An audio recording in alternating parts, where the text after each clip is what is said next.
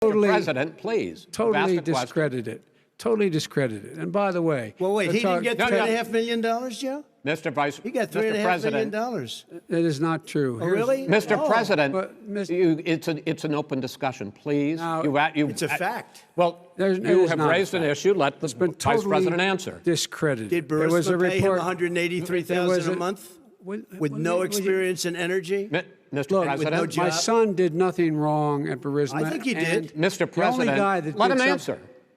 He doesn't want to let me answer because he knows I have the truth. His position has been totally, thoroughly discredited. By who? The media? By everybody. Well, by the media, by our allies, by the World Bank, by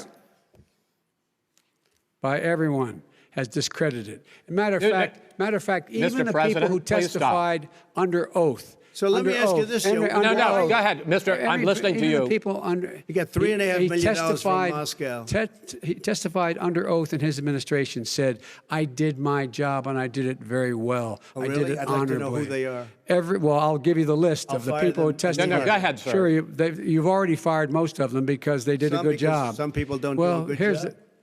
With you, go ahead. Wait a minute. You get the final word, Mr. Well, it's hard to get any word in with this clown. Excuse me. Hey, let me just say, Joe. No. I'm Mr. President. $3.5 million, Joe. That is simply Why did he deserve $3.5 million from Moscow? Look, here's the deal.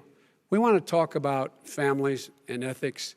I don't want to do that. I mean, his family we could talk about all night. His family's already... My family lost a fortune by coming down and helping us with government. And that's such a... Mr. President. Every single one of them lost a fortune. This is not about my family or his family. It's about your family. They the American people. He doesn't... That's not true. It doesn't want to talk about what you need. You, the American people. It's about you. That's what we're talking about here. All right, that's the end of the segment. We're moving on. He didn't take them. Well, Vice President, no. Can I be honest? It's a very important question. Try to be honest. He stood up. No, the answer to the question is no. Ukraine. No, sir. With $1 billion, if you that don't is get rid of absolutely you know what, not true. You're going to have true. Gentlemen.